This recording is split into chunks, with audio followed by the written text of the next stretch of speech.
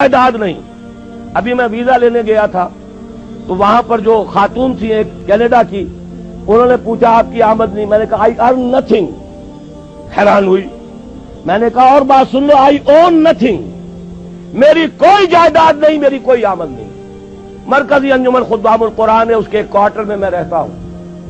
میری سہولتیں مجھے وہاں سے حاصل ہیں،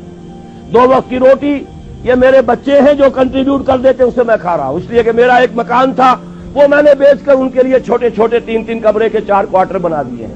اور وہ ان کے نام کر دیے، میرے نام پر، میری بیوی کے نام پر 1 پیسے کی جائیداد نہیں،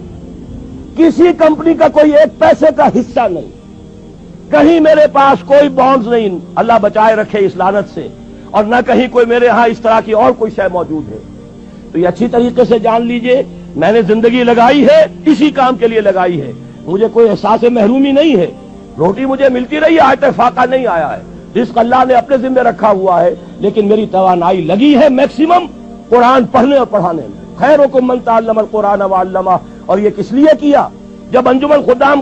القرآن لاہور کی قائم کی تھی، اس کے دیباچے میں لکھ دیا تھا کہ میں صرف انجمن بنانے کا قائل نہیں ہوں، میرے پیش نظر اقامت دین کی فرضیت ہے، میں ایک جماعت قائم کرنا چاہتا ہوں۔ یہ پہلا قدم ہے مرکزی انجمن خدام القرآن کا، اور یہ 1972 کی بات ہے، آج سے 21 برس قبل کی جو میں آپ کو بتا رہا ہوں۔ بہرحال پہلا کام وہی ہے جو حضور نے کیا، فرق یہ ہے وہ کافر تھے، انہیں قرآن کے ذریعے سے ایمان کی طرف دعوت دی گئی، ہم مسلمان ہیں، ہمیں قرآن کے ذریعے سے تجدید ایمان کی دعوت دینی ہے، مرحلہ ایک ہی ہے، اس میں کوئی فرق نہیں۔ نمبر 2، وہ جو حدیث میں سنا چکا ہوں، آمرکم بخمس بالجماعت والسمع والطاعت والہجرت والجہاد فی سبیل اللہ۔ اب جو لوگ واقعتاً شعوری ایمان اختیار کریں، شعوری طور پر فیصلہ کریں کہ مسلمان جینا ہے، مسلمان مرنا ہے، ان صلاتی و نسکی و محیای و مماتی للہ رب العالمین، یہ طے کریں نا پہلے، صرف جلسوں سے تو نہیں ہوگا، یہ تو ہوگا تو پھر کچھ کرنے سے ہوگا، اور کرنے کے لیے میدان میں وہ آئے جو پہلے اپنی ذات پر اپنے گھر میں دین نافذ کر چکا ہو۔ اگر یہ نہیں ہے تو جھوٹا ہے، فریبی ہے، اسلام کا نام لیتا ہے، تو اپنی ذات پر اپنے گھر میں اسلام قائم کرو اور پھر جڑ جاؤ، ایک مل جل کر ایک جمعیت بنو، ایک طاقت بنو، ایک قوت بنو،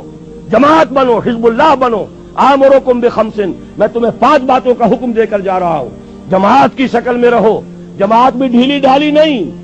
بالجماعت والسمع والطاعت، سنو اور اطاعت کرو، لسن اینڈ اوبے، ایسی منظم جماعت۔ یہ منظم جماعت کیا کرے گی؟ ہجرت اور جہاد۔ ہجرت کے بارے میں پوچھا گیا، ای الہجرت افضل یا رسول اللہ، اے اللہ کے رسول یہ بتائیے سب سے افضل ہجرت کون سی ہے؟ فرمایا ان تہجر ما کرہ ربک، ہر اس چیز کو چھوڑ دو جو تمہارے رب کو پسند نہیں۔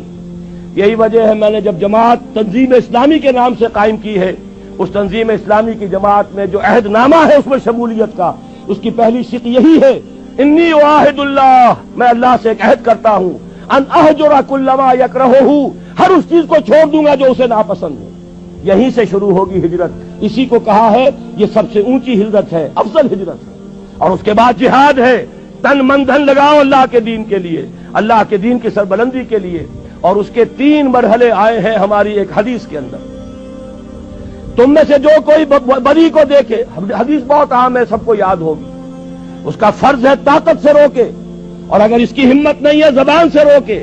اس کی بھی ہمت نہیں ہے تو دل سے نفرت ضرور رکھے، اور یہ ایمان کا کمزور ترین درجہ ہے۔ ظاہر بات ہے اس جماعت میں، تنظیم اسلامی میں، اس حزب اللہ میں، اس خلافت کو قائم کرنے والی آرگنائزیشن میں وہی لوگ آئیں گے جنہیں بدی سے نفرت ہے اور نیکی چاہتے ہیں کہ قائم ہو جائے۔ وہ معاونین کی تحریک ہم نے رکھی ہے، تحریک خلافت کے معاونین، تنظیم میں آنے کے لیے بیعت ہے، بیعت سمع و طاعت فی المعروف، شریعت کے دائرے کے اندر جو حکم دو گے مانیں گے،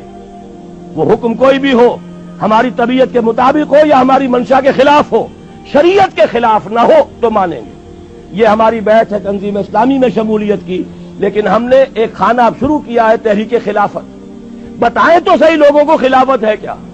یہ خلافت جو ہے یہ صرف کوڑے لگنے کا نام نہیں ہے، یہ خلافت صرف ہاتھ کاٹنے کا نام نہیں ہے، یہ خلافت صرف رجم کرنے کا نام نہیں ہے، یہ ساری چیزیں خلافت میں ہیں، لیکن پہلے خلافت کفالت کی ذمہ داری لیتی ہے، پہلے خلافت تمہیں حقوق دیتی ہے، پہلے خلافت جو ہے تمہیں تعلیم دیتی ہے، تمہیں توبہ کی توفیق عطا کرتی ہے، اس کے بعد بھی اگر آپ کی روٹی کپڑا مکان ریاست کی ذمہ داری ہو پھر بھی آپ چوری کریں تو ہاتھ کٹے گا. اگر آپ کے لیے نہ یہ بے حیائی ہے، نہ یہ سترو جو حجاب کے قوانین ہیں ان کی خلاف ورزی ہے، نکاح کا راستہ آسان کر دیا گیا ہے، اس کی رکاوٹیں دور کر دی گئی ہیں، پھر بھی آپ زنا کرتے ہیں تو رجم ہوگا اگر آپ شادی شدہ ہیں. لیکن یہ کہ اس پورے نظام کو ایک آرگینک ہول کی حیثیت سے سامنے رکھنے کی ضرورت ہے. تو امر بالمعروف نہی عن المنکر